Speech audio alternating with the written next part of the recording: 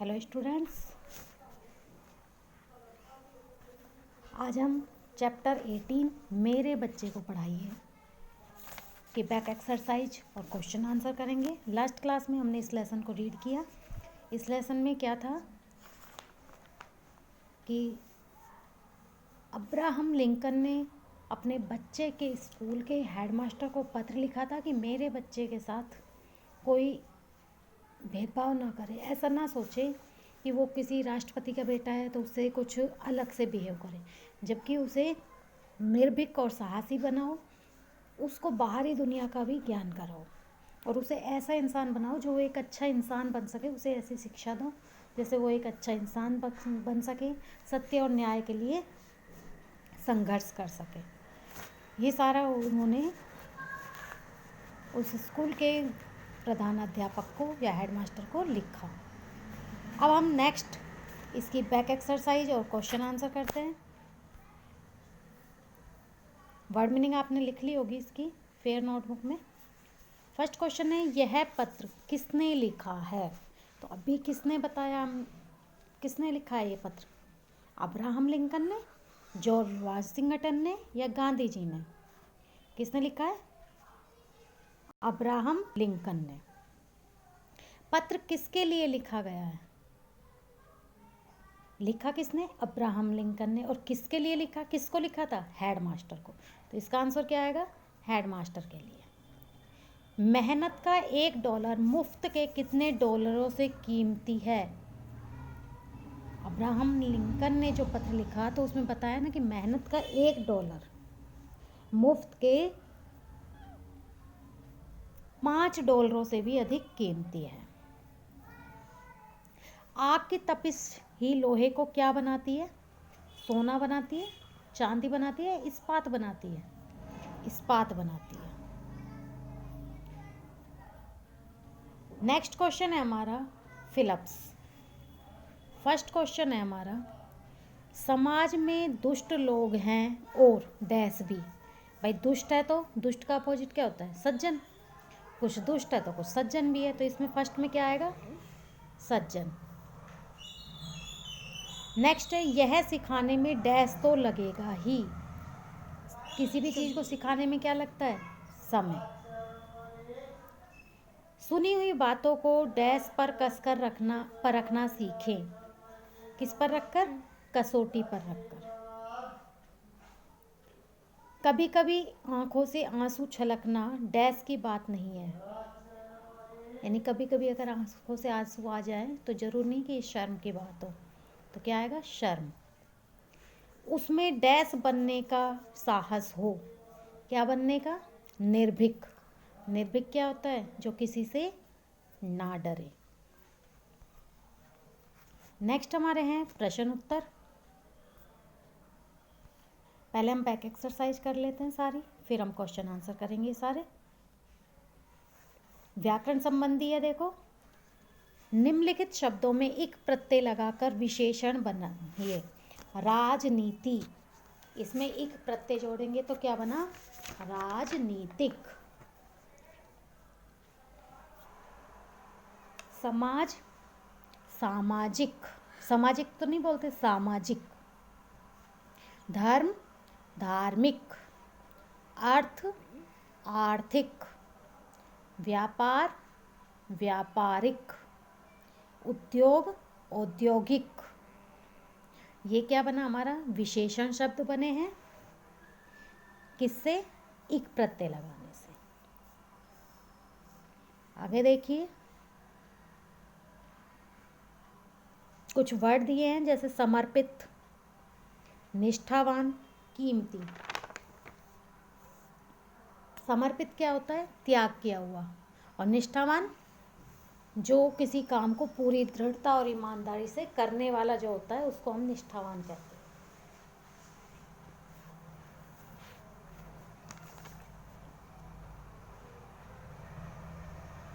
अब हमें इसके वाक्य में प्रयोग करना है।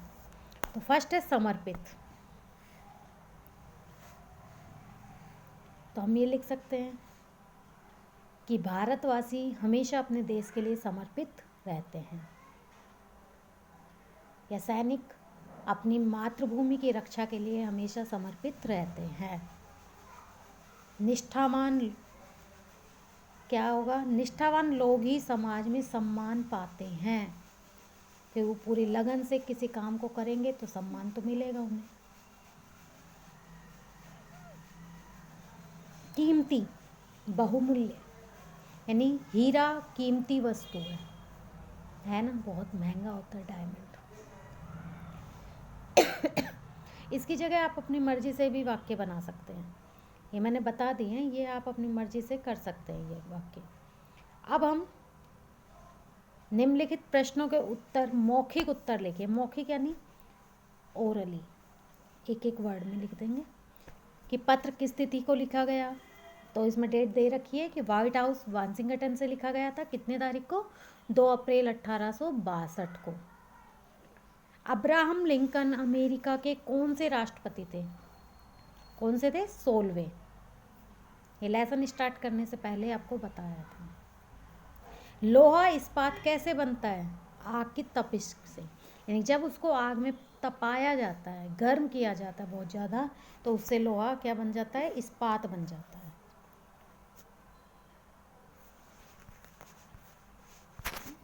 अब हम इसके क्वेश्चन आंसर देखिए, लॉन्ग जो बता रहे थे। फर्स्ट क्वेश्चन है, यह पत्र किसने किसको लिखा है? तो किसने लिखा है? अब्राहम लिंकन ने विद्यालय के हेडमास्टर को लिखा है। आप लिख सकते हो कि संयुक्त राज्य अमेरिका के 16वें राष्ट्रपति अब्राहम लिंकन ने एक विद्यालय के हेडमास्टर को लिखा है।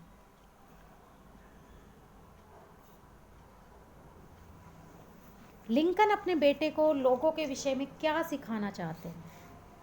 क्या चाहते थे कि मेरा बेटा कैसा बने, मतलब कि लोगों के बारे में, बाहर की दुनिया का ज्ञान होना बहुत जरूरी। तो लोगों के बारे में क्या बताना चाह रहे थे कि लिंकन अपने बेटे को सिखाना चाहते थे कि समाज में कुछ लोग दुष्ट भी हैं तो कुछ सज्जन भी है, यानी कुछ लोग बुरे हैं तो कुछ अच्छे भी हैं, स्वार्थी राजनीतिज्ञ हैं तो समर्पित निष्ठावान भी हैं, यानी कुछ अपने स्वार्थ में राजनीति में आते अपने स्वार्थ सिद्धि के लिए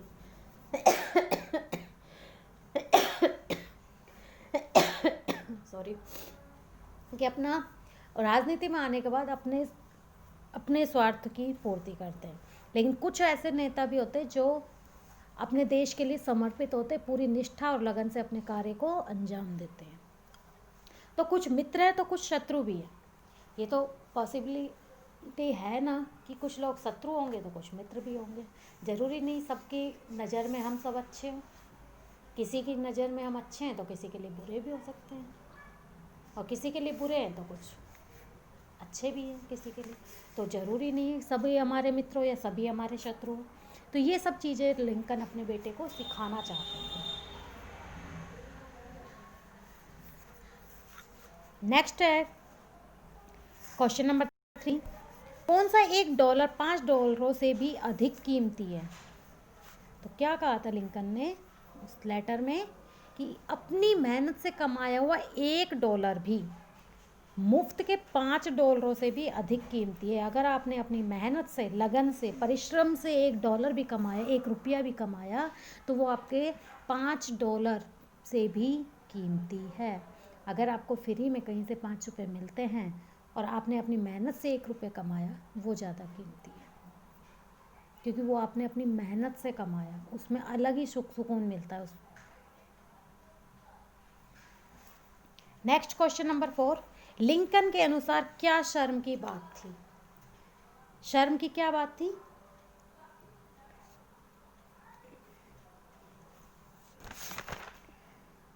सॉरी, ये क्वेश्चन में थोड़ा सा मिस्टेक है। लिंकन के अनुसार क्या शर्म की बात नहीं है?